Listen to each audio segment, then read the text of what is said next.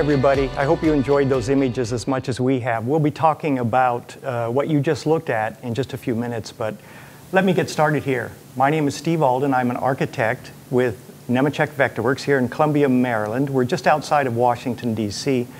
We're going to have a really great group of people joining us today from all over the country. But sitting up here with me are a number of people I'd like to introduce you to. We'll start with Eric Gilby, right here on my right, who is a landscape architect here at Nemetschek Vectorworks. Next to him is Ruby Siddiqui, who is an architectural industry specialist and also our senior specialist for BIM development and BIM projects that we're doing. Over here on my left, Frank Bro, who's with the global team and is again another industry specialist who helps out with all the things that are going on internationally with what we're doing. And then Lindsay Irvin over here, who is the marketing coordinator, who has actually set this program up for us today. Thank you, Lindsay. She's the one who masterminded all of this and got us going with it. So I'm going to ask Lindsay to go ahead and introduce the people from around the country who are joining us today. Thanks, Steve. So before I get started introducing everybody, I wanted to remind everyone who's watching, if you have any questions throughout the show, make sure you use #DiscussDesign. And we'll be taking questions at the end of the show. So first, I want to introduce Michael Clares. He is a lighting designer at the Small Group in Santa Barbara, California. He's worked on everything from small theatrical productions to big concerts. He is also a consultant to many architecture firms. Hi, Michael. Hi, Lindsay. How you doing? Good. Now I'm going to move on to Todd McCurdy. Hi, Todd. Hello. So Todd is a landscape architect at Morris Architects. He is joining us from Florida.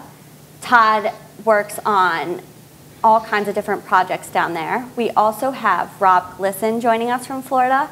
Hi, Rob. So Rob is principal and director, correct me if I'm wrong. Sure, that's close enough. At Rojo Architects, Rob works on all kinds of stuff. He takes care of residential properties. He also works on medical facilities, a bunch of different things going on in Florida. Nice to have you, Rob. Thank you. We also have Ron Kwaski joining us. Ron is an architect in Chicago. He is owner at Ron Kwaski Architects, and they're a multidisciplinary firm in the construction field. Hi, everybody. Thanks for having me. Hey, Ron. And last but not least, we have Aurora Meneghello. She is the head of marketing at Noveg. And Aurora works very closely with different design professionals to see what kind of trends are going on in the software industry and helps them choose the right software for them. Hi, everybody. Hi. Hi, Aurora. So with that, I'm going to pass it on to Steve. He's going to get started talking about some different design trends going on in the industry right now. Thanks, Lindsay. Well, I'll just say before we start a little bit, when we started putting this event together, we really were interested primarily in what are the trends out in the industry right now. And we thought, what better way to find out what trends are than asking the people who are out actually working in architecture and design around the country. So we started brainstorming a bunch of people that we thought would be very interesting to talk to, of different size offices and different types of work they do. So this is the team we put together. So as part of the research that we were doing also, we were lucky that the AIA just released their firm survey just a few days ago. And in thinking about trends, which is what I'd really like to talk about first, one of the trends that they mentioned in their firm survey was a trend for firms to become more multidisciplinary in what they're doing and begin to incorporate more skills into their staff and into their firm so that they really don't have to share it with a bunch of consultants. So I think that's just one example of a trend. For example, in that discussion that they had at the AIA survey, they talked about interior design services, they talked about land planning, and they talked about rendering and professional renderings and stuff, which are being done in-house now because the software allows them to do a better job with all this stuff. So I was talking to Todd the other day, and he was talking about that very thing with rendering and the kind of the ways that their office works at Morris. So let's start with Todd and see what comments you have on trends in the industry. Sure. And actually, even before we go to the rendering part, I've seen firsthand the move of architecture firms to diversify their things that they do. When I started working here, there was only one other architecture firm in town that had any landscape architects, and now I think just about all of them do. And they've by purchasing other companies or whatever, but they all do. As far as renderings go, we're doing a bunch of work in the Middle East right now, and in the Middle East, the only renderings they understand are photorealistic renderings, and to be able to use those as design tools instead of just sending it off to China and having them generate something. We really like having software that we can make our own renderings and help us to design better and also to tell the story of what we're trying to do better. Yeah, I'm wondering too, when we think about trends, and another one of the trends that are out there are just so many things going on that are affecting the marketplace and the ability of creative people to make a living in what we call the business of creativity. So I'm wondering, for example, well, Michael Clares, do you see any trends or anything that you're identifying that are different than maybe things were a number of years ago, or things that are emerging that you're kind of pointing toward as you think about growing your business and getting your next projects? Yeah, there's a lot of integration with video that's going on now, and the number of points of conflict with video is pretty extraordinary. The number of things that could be hanging in the way of cameras and video projectors, and we're seeing a lot of using software to sort of find all those issues before you get into the venue. And I've found that drawing a sight line no longer is enough. That it's really preferable to have a 3D view for what this person sitting in the seat will see. And it used to be that was just a line on a ground plan, and now those are renderings from all the extreme seats, renderings from the good seats, renderings from the of course all the seats are good, and that is definitely sort of the way it's going, where we're getting away from just ground plans, just sections, and we're moving into a lot more renderings. And there's just more equipment to talk to. There's more and more moving lights. There's more and more video servers that are all tied in with what we're doing. It's all one big system. Yeah, that's good. And Rob, we talked a number of days ago about one of the trends that I kind of flagged myself, but before I saw the survey, which I just saw the other day, I realized it is true that there is a growth market right now in what are larger scale multifamily residential kind of construction. And I know you mentioned when we were talking the other day that from your vantage point, from where you're working, you're not really seeing it play out that much in the Florida market, but I wonder if you have any comments about where you might be positioning yourself or what you think might be happening in terms of construction projects of larger scale and, let's say, multifamily, or even commercial things you might be interested in doing. Yeah, certainly there's the townhouse projects, our apartments are coming back. We've gotten a couple calls just this week, so that phone's starting to ring again. Hopefully we don't have the same problem we had in 2008 when it went off the chart. Because the problem with going off the chart like that was the upside had a downside to it. So we would prefer not to have that happen again. But we're getting a lot of calls about ALF. As the population gets older, certainly a lot of them are moving south to Florida, and so we're going to a conference next week on that, and so there's a lot of activity around that kind of thing, a lot of daycare, a lot of human care, hospitals, daycares, adult care. We do some disabled care, mentally disabled care, and so a lot of care kind of facilities seem to be developing. Seems to be a trend right now that we see a lot of. Yeah, I appreciate that, yeah. And Ron, out of the heart of Chicago, how's things over there? What are you seeing as some trends happening? And I'm thinking maybe you might have something to think about from an urban perspective. Well, the biggest thing that I see, there's the market seems to change, at least for the small to medium-sized firms, almost on a yearly basis. A couple of years ago, we saw just a lot of housing. Right now, we're seeing a huge influx of commercial space and tenant build out, and what that's forced a lot of firms, both again small and mid-sized, to do is really diversify their practice to become all-inclusive with what we're taking on, and we're certainly a part of that trend.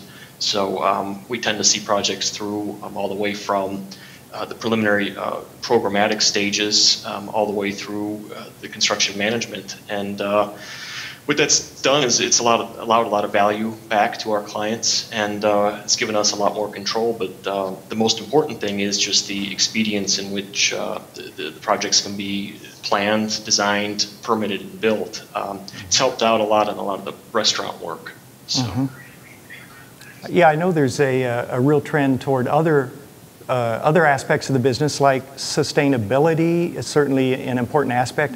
I personally believe that factory-built or modular construction is going to be a trend that people ought to be working toward or thinking about in the design field. And just throwing it out, are there any other things that maybe you might see that you consider a trend among all of the folks out there? Universally speaking, yeah, we are seeing a lot of prefab and modular work. We don't see as much as I'd like to see here in Chicago, and that's largely because it's really difficult to get anything new approved through the Chicago Building Code. But that doesn't mean it's not a viable solution to the future. Mm-hmm. Well, I'll just mention, I'll bring Aurora into the conversation a little bit, because where Aurora sits, she's in the working with Noveg, excuse me, Aurora, and you're seeing over time what people are interested in purchasing to help their businesses grow and to reach into those segments that they're trying to get into and follow those trends. Are you seeing any particular trends that you might be able to identify with how people are buying software or how they're bundling things together in order to accomplish their projects? Well, thank you for having me on the show, Steve. And yes, as you can tell, everybody watching this, I'm the only non-architect here or designer. I'm not wearing black. And but what we've seen at Noveg, we've been around for 12 years, and what we've seen is that people went from not quite being sure how much technology they wanted to use to being completely comfortable using technology, and there's been a huge shift in the mindset around technology. And so right now technology is a tool, so a lot of our customers are coming from the perspective of what do I want to accomplish and what tool will help me accomplish and create and design better and serve my own customers better. And some of the emphasis is on collaboration. There's more global teams or maybe teams in different cities within the United States. There's more flexible work done from home rather than an office and so forth. So people really like tools that allow collaboration. Mm-hmm. And also people continue to educate themselves much more compared to before. Like there's a constant need to, what are the new features? What is the new software available to me? What can I do to design more efficiently? And within that, we've seen a big shift from 2D design to 3D design as well. Very good, very good. Well, in thinking about 3D design and the tools that are used in design, I'd like to kind of switch gears a little bit and talk about just a project that we saw come through our offices that was a winner of a Rich Deal Award. And I've asked Eric to comment on this a little bit with us here today.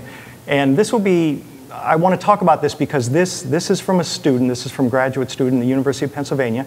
And it's a project that I think touches on many of these aspects that we're talking about today, from sustainability to use of tools, 3D modeling, and also taking a wider global look at projects being more than just, let's say, a building on a site, but really thinking about the site in general and the consequences of construction. So, Eric, why don't you talk a little bit about this particular project, which I think will be showing on the screens for everybody. Sure. The project I thought was pretty fascinating. One of the things that we do see coming through as trends is that idea of new ways of treating urban environments or also that idea of working with geodesign, that realm of working with data and information known about those communities that weren't really available years ago.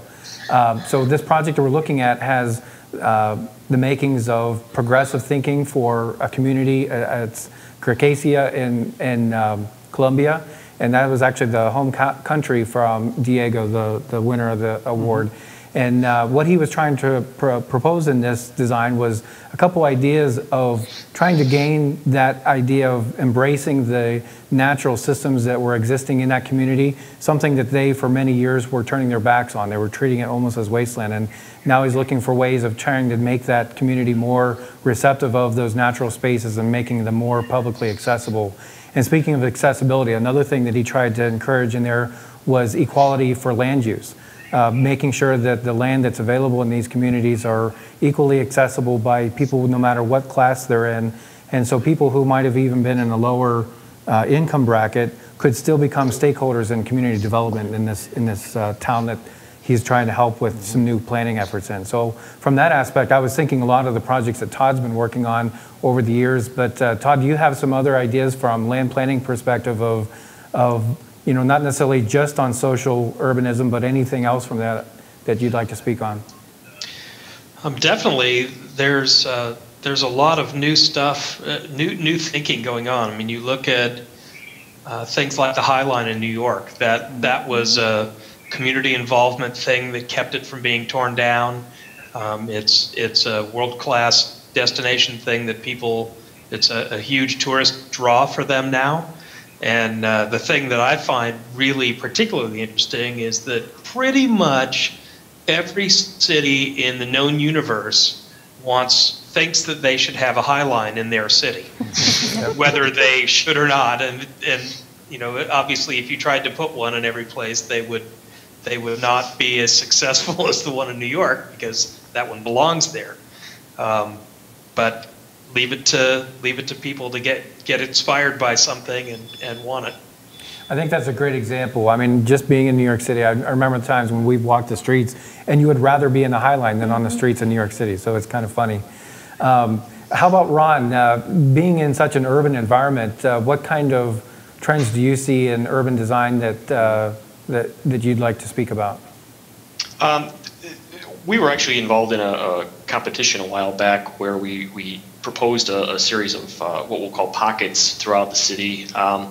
And it was a really interesting project, at least for us from the social point of view, because within those pockets, they were certainly well landscaped in the midst of concrete, yet they all had a theme, and it was a theme around play.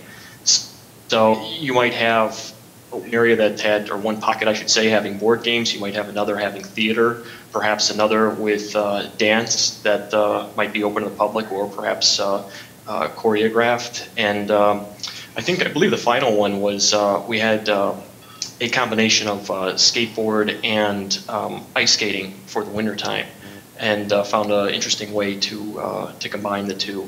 So it's really a lot of the public landscape, at least the way we see it, is really more so around the social interaction of people, more than, dare I say, exclusively natural.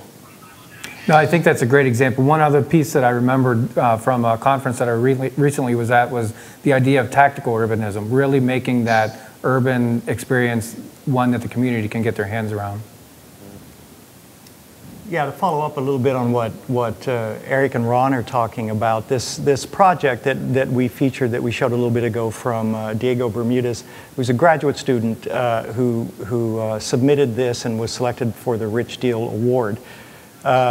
The thing that really struck us about design, the process of design, is really how you can start with the beginning of an idea and not really know where it's going to go exactly, but basically, whenever any designer is beginning something, they really are driven to accomplish something important, but they don't really know what the ramifications of that will mean until they actually work through the process of the design. So we have a video, and I'm not sure if you're looking at it yet, but we have a video that shows what we consider to be kind of conceptually how design works. And it works kind of like this. You've got any project that comes to you, you've got to develop a team, You're going to be dealing with consultants. You're going to be having site restrictions or site characteristics that you're dealing with. You're going to be engaging with other people that maybe you will only engage with on this one project. But the whole time you're doing it, you're also assembling your ideas, and you're coming up with new ideas, and you're putting them together in ways maybe you didn't anticipate. But the net effect is you have two things going on at the same time. Your team building, your project building, and through that project building, you're really building ideas for your project, how it's going to be accomplished. In Diego's project, you can see that he started with this idea of reclaiming this urban center. And it expanded out to where he actually included components like social responsibility, housing. How is this thing going to grow in the future? How is income generated from this project for the people who live and enjoy the project? So to us, this was a great example of how design is really a process. It's a process that starts with an idea, and it unfolds through software that allows you, software, it doesn't unfold, software really supports the process. It doesn't replace the process, but it's really the workflow, I should say, Frank, that is more important than the software. It's the workflow. Yeah. So that's what I would like to say about the design process. And anybody who's out there, Michael, I know you have experience with flexible workflows and these other things that we talk about. And so why don't you make a comment and we'll pass it on to Frank. Yeah. How flexible can you be? Start over. Yeah, I do a lot with teams, multiple people in teams all over the country who we never actually see each other, and so that's really common now. Yeah, I think in the in the world today, we've got a lot of technology to help, and it still starts out with an idea, with a concept or some kind of an approach to solving a problem. And once you have that, you need a place. You need to gather things together so that a team of people can talk about them. And there's a lot of moving parts and a lot of moving pieces to this, and so the technology helps as a tool. There's nothing that's going to replace a broad gesture on a piece of paper, right? But I think that more and more we're going to be relying on the technology because of the distance between people, and also because of the lots of elements. You have to have a hub of some kind that can gather these elements together. I think, Rob, you might have some opinions about whether he's to start on paper or start on with a computer or start with another tool. Sure. I've got this, and most of that I just dragged it out so that I could at least show it in the room that we used it. But that's about as far as it goes. Once from a couple of quick sketches and overlaying, but we're drawing in the computer pretty quickly. We're using our tools and working mostly three-dimensionally, and we're doing it right off the bat. So we're just doing the same thing that we would have been doing by hand. We're just using our mouse to do it and moving forward from there. So. I wouldn't say we're paperless yet, but we're certainly starting to operate in that kind of process. Sure. I think our founder, Rich Deal, had the right idea. 30 years ago, he started out. He's a fantastic programmer, but what he was, I think, trying to do was provide a tool to be able to collect the different aspects of a project together, view them, analyze them, and also be able to find out interesting relationships and different ways of looking at the project all in one place. And here we are. Fast forward, we have a company that provides tools for designers, and to take them from the beginning steps all the way to the completion of a project. Now there might be some bumps along the way, as you might encounter when you're working with a large team. And the tools that you use need to be able to accommodate them and to be able to keep going in the same direction, but adjust as you encounter different problems to the solution you're trying to accomplish, to still be able to move forward in a direction. And that's where the software can provide workflows that make a contribution to being able to organize your thoughts and organize how you see things with the relationships that you see in the software or in other types of technical tools. So we're going to. Well, before we get to that, I am kind of curious because we heard from Rob, but I'm wondering, Ron, we had a discussion a week ago or so, it seems to me, about the processes that you use in your office, and it sounds like you have a slightly different a way to handle it, although you did mention that many times you are starting directly in software, but sometimes you're using more, let's say, traditional methods to explore a project and understand the design. Would you like to comment on that at all for us? Sure. We have all these tools at our disposal, and that could be paper and pencil. It could be model building. We've used clay actually at one point and built a clay model. And then there's times where we digitally model things. Sometimes that just makes sense also. The common thread though amongst all these things that has occurred to me since we last spoke is it's all originating in the same place, and that's the brain of the designer. And how then it materializes from there. We have all these tools at our disposal, and sometimes something more complex is just, in my opinion, easier to sketch loosely and then get it into the computer and perfect it. Sometimes it's such a unique shape or organic shape that's where the clay for us came in handy. But again, regardless of how it is, you're still visualizing it, I think, mentally first, and then using the appropriate tool, bouncing ideas one way or another. And the good thing about getting it into the computer is, at that point, then it starts to become reality if it's modeled properly. So, and we live in a very virtual world, here in this office. So, yeah, it's interesting you say it's reality. It's a virtual reality. It's blurred between the two sometimes. Yeah. But the one thing I'd like to say about that is a lot of times clients will ask about our process, or they ask, how do you draw? And I say, we don't draw anything here. We model everything. And I tell them we don't draw doors. The door is very real. It's virtual. It's in the computer. It's got data, and there's something to that. So yeah, it's an object. Absolutely. Yeah. Well, Todd, you've talked about renderings and photorealistic renderings and things like that, but do you ever find, I'm curious, do you find that you have clients that really don't understand photorealism as much as they understand the sketch? They prefer that kind of looseness of a style that lets them fill in the details? No. Interestingly enough, we actually like doing hand sketches. We've got a lot of sketches that we've done that we do by hand over the top of other things. Mm-hmm. Our process in the beginning is bumwad like the other guys, but we will very often start doing that and then open up software and draw some sort of geometric element that we're working on to make it more accurate, and then go back to drawing by hand and draw on top of that and continue. Mm-hmm.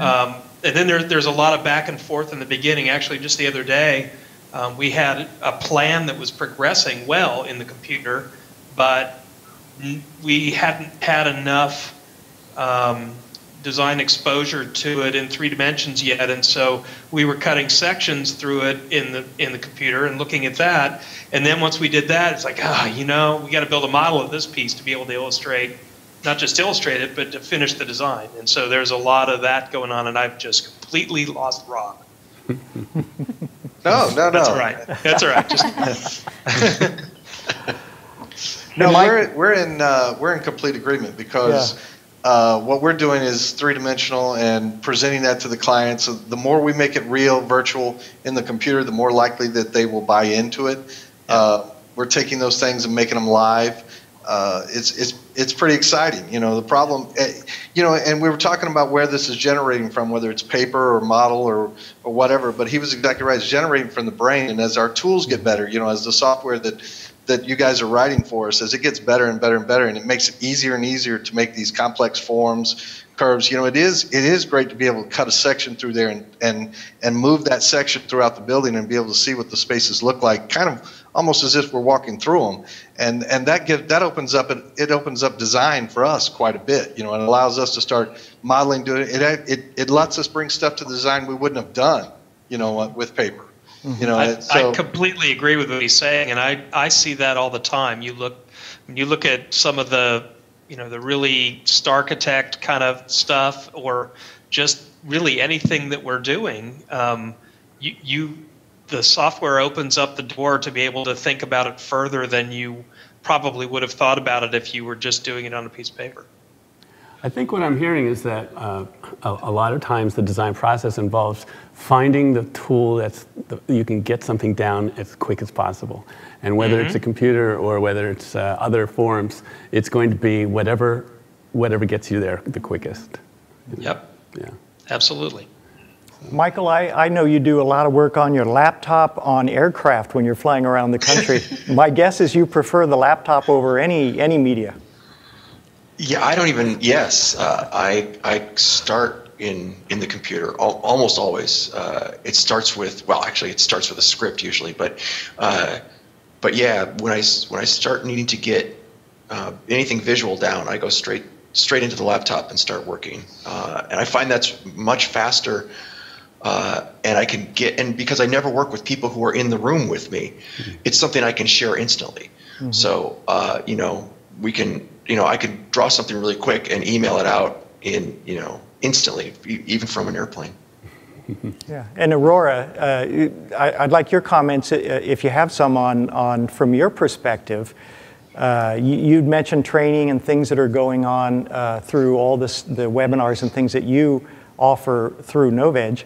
Do you have any insights on this kind of, whether people prefer to have different ways of communicating their ideas, or whether there's kind of a consolidation toward a consistent platform, or what do you think? Well, I think it's really interesting for me to hear everybody's perspective, and it's pretty much in line with what I hear from our customers at Novage, which is really that the art part, the inspiration, the beginning of any design really starts in the brain and with the artist, the designer. We had a hangout about computational design trends, last week, and it was really interesting because one of the speakers said that he graduated from architecture school in 1998.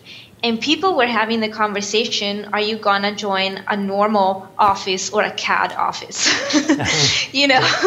And now, we are not questioning that. And everybody's fairly sophisticated and understands his or her own design process and where the software fits in. So yes, platform is definitely something people expect, and we'll see, I think, more and more of that. They will expect to be able to access software on any different types of a platform, online, offline, for all different uses. And I really like I forgot who said it. I think it was Todd, that you mentioned that you think the software also makes you more creative because there's an interaction between the tool and the designer. And I've seen that as well. I think that there's also that back and forth where the more the software allows you to do and the more freedom you get, also the more creative you get to be in your designs. Yeah, very good. I'd like to, just picking up on those thoughts that everybody is having, go back to when we opened this discussion. We were showing lots of images of projects that had come through our doors as part of the Rich Deal award competition, we'll call it, where we were asking people to submit projects from around the world. I think we had over 800 people enter things. So on your screen, I think you might be seeing some of those projects going by very quickly. But the thing that really was important to us as a company, and Frank touched on it just a minute ago about the beginning 30 years ago with Rich Deal, has to do with the fact that here we're running a competition. Here we have a competition where we want people to submit designs, but we're not requiring that they use our software. We want to see any software that they are using, because really, as a company, we're interested in what designers are trying to express, no matter what their tools are. So when these entries came into us, it was real important that we not put any limitations saying that, well, Vectorworks has to be the software of choice. We wanted to see what people are doing everywhere. And that's part of the tradition of Vectorworks, starting with Rich Deal when he first started doing the first programming for this more interactive, engaging way of doing design than what was happening 30 years ago. And through all the iterations of the product over the years, every year improving, year after year. And what it's improving is not making the software better because it had a shortfall of any kind. It's really responding to what people need to accomplish as their tasks in design. So these incremental changes in Vectorworks really are all about making the tool more responsive to what designers are doing today, which is why we had this competition, so we could see, well, what is it designers want to do today? So that's an important thing to bear in mind when you think about products and software and how you integrate software into your workflow. Is you always have to begin with, what are you trying to accomplish, and what's the best, most efficient way, and efficient may be the wrong word, let's say the most effective way to accomplish those tasks. And I think that's a great way for us to lead into talking a little bit about the tools in Vectorworks and flexible workflows. Mm-hmm. Well, oh, that's Frank. Yeah. I'm looking at Ruby and I'm really talking to Frank, my friend. In Vectorworks, there's the approach is to always have tools that are flexible, and the idea is that you're able to work sort of the design process starts out kind of wild and with this idea that you have to kind of get a hold of and form into a solution. But then once you're on the road and getting to more of a solution, the idea is that the tools that that you're working with are able to adjust and adapt. A lot of times there's a problem that you're trying to solve, and then something happens in the middle, and I didn't think of that, or I need to I need to take this into account. And having a flexible tool is going to be a benefit at that point, and then the design can go on its way again towards becoming the ultimate solution and the ultimate achievement for the problem you're solving. But and so the tools in Vectorworks generally have an approach where you can adjust and make it more make the solution become clearer as you go. I don't know if any of the panelists have an example where you're able to keep on the track while you're getting a little distracted or delayed by moving into by using the tools in the software. I know Rob.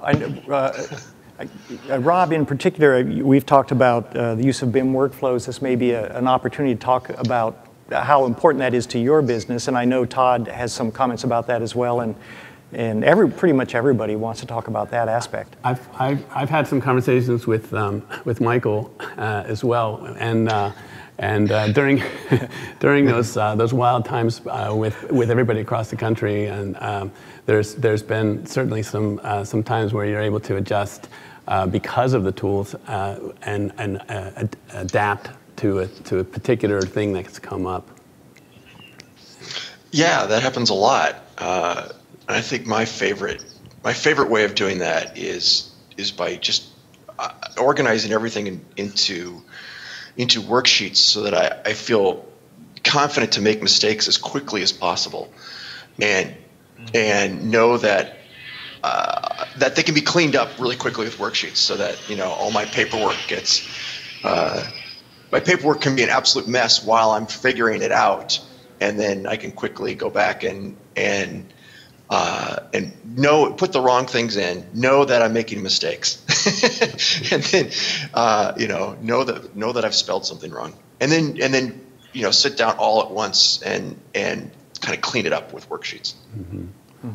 Sure, and we have that as an addition. There's looking at things in 2D in Vectorworks and looking at things in 3D. And then there's this third way that is the integrated worksheets, where you can look at things in a list form as well, and that's very, very important to be able to have at your fingertips at any given time different ways of looking at the design as it's developing. Yeah. Yeah. And I'd like to bring Rob in for just a moment too, because I know Rob's very passionate about BIM workflows and it's to the point where Rob has even developed presentations for contractors to try to educate contractors on what is the value of BIM. So Rob, why don't you tell us a little bit about what you're doing in that? Well, yeah, we're spending a lot of time trying to educate both contractors and owners, because, the real benefit of BIM is the owner. The idea that he's going to get a better building, for the same or less money, better coordinated, in less time. These are win-win-wins across the board for everybody involved. So it does put, we talked, I think Todd mentioned the word virtual earlier. We talked about our buildings, being virtual now, and they are virtual. Now that puts a different impact on us as architects. We're not drawing 2x4 walls anymore. We're drawing 1.5 by 3.5 inch metal studs with 5/8 inch drywall on each side and a finish on the exterior. And all of that stuff is in our drawings. So that puts there's a different, responsibility level that goes into it, but it also requires us to coordinate so much more, and so much more effort that we're putting into the work that we're doing, and coordinating all those different aspects from the mechanical, electrical, and all those things. And our clients are looking back at us whenever there's a coordination issue and wondering why it wasn't coordinated. Well, we can't. I mean, it's just a matter of time. You give us more money, we'll give you more time. And it's pretty simple. Yeah. So but it is a major part of what we're doing, and it's really changing the way architecture is being delivered to clients, as opposed, we're taking a lot of responsibility off the contractor and we're putting it back on us.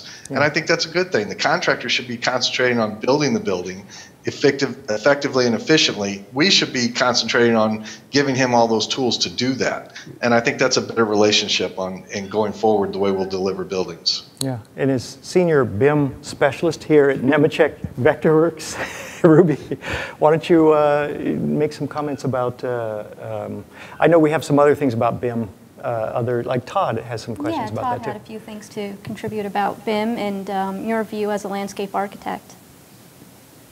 We've been doing a lot of that stuff, and I find that there are a lot of landscape architects that have not embraced it, not like the architects have. So there are a lot of landscape architects that still draw by hand. We have, I know a lot of other ones that are still in the AutoCAD years of their life. They haven't grown up, and they still do the exact same things that they used to do. Every curb is an offset of a line and all that kind of stuff. We've been doing sort of a cross-blended sort of thing where we do a lot of our drawings in 2D, but we also do a lot of things in 3D.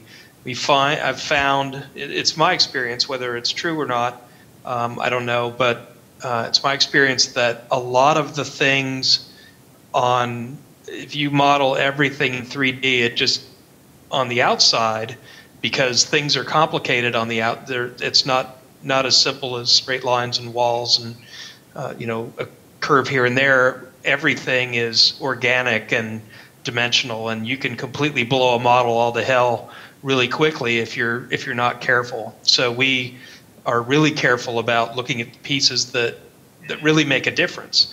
One of the examples on a recent job we were doing for Disney out at Animal Kingdom is we provided three-dimensional root balls at the size and height that they would be for the trees that were being installed, to make sure that we didn't have any conflicts with underground piping and things that were already in place underneath that site. And that worked really well, and it allowed us to plug something into the overall model that was being built for the building and some of the other utility things, but it didn't make us do everything in 3D, and it actually worked really well. Yeah, super.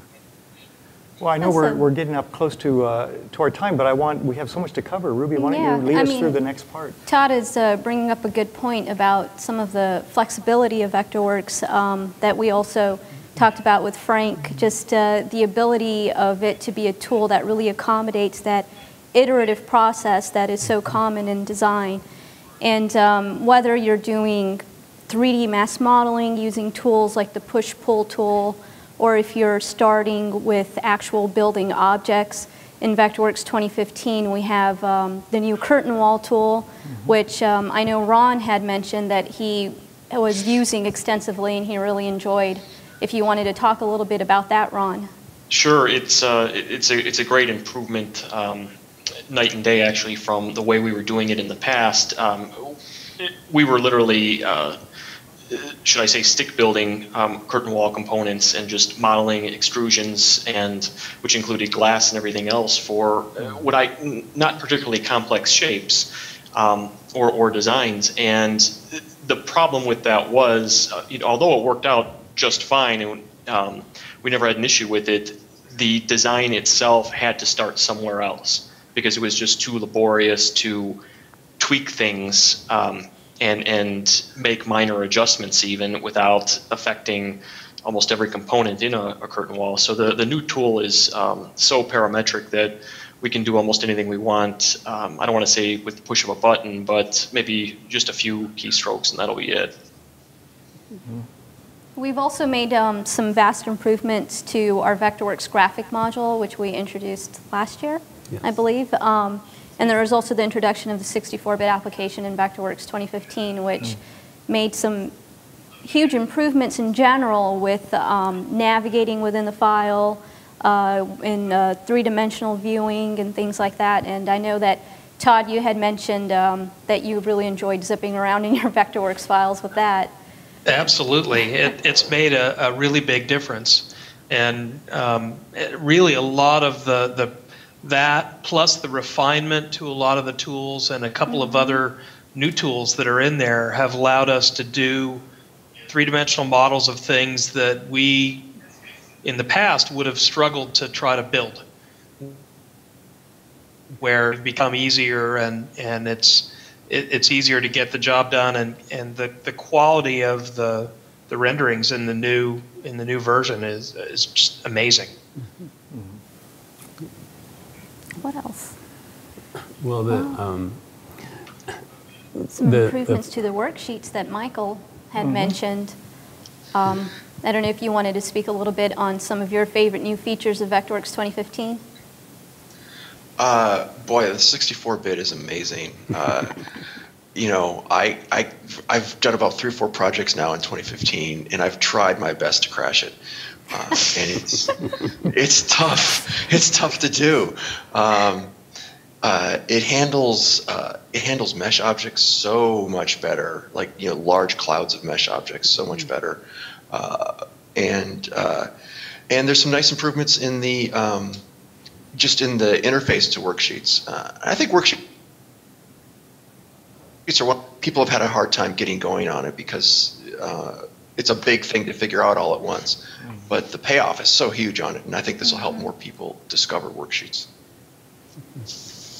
And Rob, I'm guessing that you guys probably utilize worksheets quite a bit as well, since you have such a BIM-intensive workflow down at Rojo Architect. Do you want to speak generally just about some Vectorworks capabilities that you guys have been enjoying?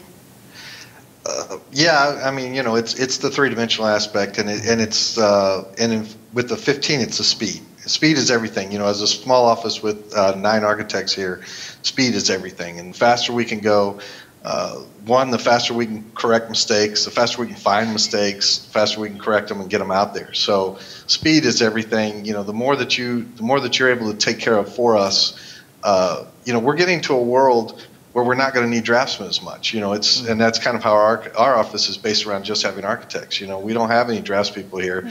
We our team of architects, we draw the project, and so by through schematic design development, we've made most of the decisions about the building. And the construction drawings just become, plotting them out, putting them onto the worksheets and distributing the information. So the building is essentially done. And that's just a great, it gives us a lot of ability to do something and tackle difficult projects and sophisticated projects maybe better than other firms are able to do. I know that we haven't talked much about cloud, so I think maybe we should talk just a little bit about cloud, because I think some of you folks out there using it are interested in the cloud or using the cloud capabilities. Any comments from anyone about what's going on with cloud services and Vectorworks? I know we've used it some. We have not used it as extensively as we have liked, just because of some of the things that we were working on, but I'm actually looking forward to putting it through its paces a little bit further on some of these projects in the Middle East where we're sharing things back and forth. I'm tasked at Nemetschek Vectorworks here to create some presentations, and I'm looking forward to using the remote application as part of the demonstration, so I can get away from the computer and show aspects, just views, or during a presentation without having to be chained to the machine. So I think that's going to be a big win for people showing their design ideas in a presentation situation. Yeah, and I'd like to hear, did somebody have a comment there? I see somebody's moving around over there. Well, we've played with that tool. We've played with the function tool of the presentations, the remote, and kind of some of this. We haven't really figured out how we're going to use it yet, but there's something there. The idea that somebody at the office could be making an adjustment to it, and I could be out in the field with my iPad and playing with that. So we're starting to play with it, but it is fun to play with and see some of those things that it can do. Yeah, and I'm wondering, just getting back to Aurora, since we're talking pretty much about the features and the benefits of using Vectorworks 2015, any comments on what you're hearing from, let's say, Vectorworks enthusiasts, people that you deal with more commonly coming into NovEdge? Well, I think people have been really excited about this new release, and we're really excited. And I know the team in Nemetschek, and you always do such an amazing job of taking all the feedback you hear from designers and putting it in the new release of the software. So, thank you. We're really happy. As I mentioned before, we have ongoing webinars, and next week on Wednesday, 11 a.m. Pacific, we have a webinar on Vectorworks 2015. We're not going to cover, of course, all the new features. That will be a very long webinar. But we are going to delve into stories and walls and the changes in 2015. So I'm excited to learn myself. Very good. Very good. Frank, you probably know, or maybe somebody up here knows, what the number of features are that were released in 2015? Was it 100? Depends on what you call a feature, but yeah. I think there's improvements, we'll say. Yeah, the number of improvements is about 330 different improvements, and they, it breaks down in a few different categories: 2D features, 3D features, and so forth. The rendering, presentation, and the interoperability for BIM to keep the flow of information going back and forth, and so those categories are how we kind of keep track of or categorize the features in general. And it's important to note, just as we've said throughout the presentation here, that the reason there are so many improvements, so many things that are done to the software year over year, is because it really is responding to what people who are using the product need to accomplish, and ways to make it able to accomplish those things quicker. And that's really what drives this company more than anything else, is constant improvements of the product itself. So I know we're coming up to our close to the end here. I'd like to just kind of go around with all the people who've come in and joined us from around the country, and just kind of closing thoughts from everybody. We'll start with, because I'm seeing Todd on the screen right here from my vantage point. We'll start with Todd. Sure. Well, one of the things that I wanted to mention while you were talking about some of the new features is the import SketchUp models. The more I do, we've got a lot of history doing SketchUp stuff, and we've got people that work here that know that. When they come in, they don't necessarily know Vectorworks. We have to teach them, which, by the way, is easy. But being able to bring those models in with the textures and all of that kind of stuff has made our lives so much easier. It is just absolutely wonderful. I have not had any problems with any model I've brought in, and then it becomes a Vectorworks model, and I can drawing and put it in the model with everything else, and it works great. And I think the other sort of overarching thing that I wanted to say quickly is that I really appreciate how you guys listen to us. And there are so many tools that are a part of our daily workflow now that are things that we've asked you for and you've built. And that's awesome. I mean, it really is awesome. And it helps us, it's helped us in innumerable times to be able to do really great things. And that's great. Thank you so much, Todd, for those comments. And just to keep the energy going, Michael, what do you have to say to us? I'm really excited about the new GrandMA plugin, and I hope this is for those of you who don't know, it takes your 3D model of your lighting instruments and all the data associated with it, and puts it right into the Lightboard, and all the data goes with it. You don't have to type it all in. It saves hours and hours and hours of work, and I really, really hope that this is a wake-up call for everybody else out there who manufactures similar things, that they should have a Vectorworks plugin too. Super. And Rob, let's just move on to Rob for just kind of like thoughts in general about our discussions today, or any closing thoughts you might have. Yeah, we've been using Vectorworks since it was a baby, since it was Minicat. So we appreciate the fact that you guys respond to us, and we're going to keep got a whole list of stuff that we want to send up there that we still want you to do. So we'll keep hitting you on that. But in talking about that, one of the neat things I was thinking about, I think we got to be one of the few people on the planet who can still double click any drawing that we've ever done since 1992 and it will still open. And that's a long time on a computer to be able to open a file. And that's pretty impressive. And so that just a simple little concept like that has been, that has come into use many, many times, and we're very appreciative of that. Thank you so much, Rob, for that. And Ron, can you top that? Wow, that's a bar to cross. I already mentioned the curtain wall tool, which really is just in the few weeks of using it has helped us out tremendously. But I want to go back a little bit to the 64-bit. We've kind of a motto here that is draw it the way it looks. So that means that if we're drawing a bolt, I want to see the threads. I want everything to look exactly the way it is in reality. Modeling like that, it puts a tremendous burden on your computers. So what we've had to do in the past is do a lot of referencing, which Vectorworks does really well.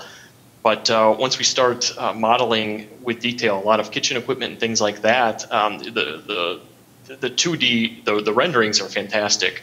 Our construction drawings are just gorgeous, but our computers are about to die. With the 64-bit, I mean, I can honestly say in the last few weeks we do very little referencing. We have just one file that we work out of, and that in itself is just allowed for a whole new approach to the workflow. So cool, great, thank you. And Aurora, I know you've got some comments for us. Yes, I really want to address the people watching here who might not have adopted a Beam workflow yet and are on the fence. And what we've seen at Novage is that there's a bit of a learning curve at the beginning, and you have to shift your mindset and you have to install some new processes. But once you get going, it pays off for itself. So don't be afraid to take the leap. If you're still on the fence, go for it. Great, very good. Well, thanks to everybody for joining us today. I know we've come up to our hour, and we have had some questions come in, but we'll respond to those individually for those questions. And I really want to say a special thanks to Lindsay for putting this together, because it really was her and the team there to kind of conceive this idea and bring everybody in, and it's really been great. Thank you, Lindsay. Sure. Yeah. Yeah, and also a special thank you to all the panelists who joined. It was great having you guys today. We'll be sending out the recording link to everyone later, and this will be on YouTube if you want to watch it again. And if you want to see us do another one, and that's iffy right now, right? If anybody wants to see us do another, let us know. Send us an email. Tell us you love the format. We'll do another. We already got plans for you guys too. You know? Yeah, so, you know where to find us. That's right, we do. Don't hang up. So, thanks, everybody. Thank you very much. Thanks from everybody here. Thank you, everybody. Thanks.